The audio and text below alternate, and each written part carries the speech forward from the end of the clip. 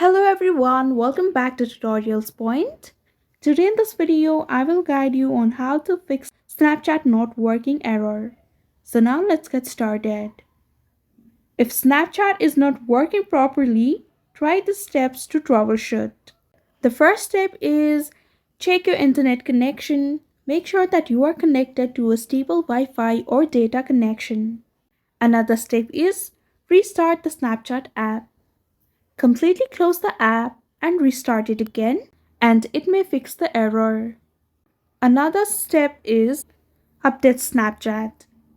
Go to your Play Store and search for Snapchat, and if you see any updates, simply update the app.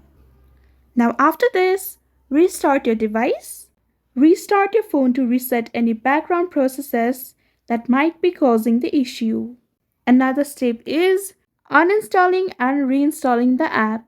Simply uninstall the app and reinstall it from the Play Store. But if the issue persists, reach out to Snapchat support for further help.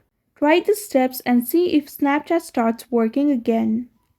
I hope you found this video helpful. Don't forget to like, share, and subscribe to our channel. Thank you so much for watching. See you in the next one.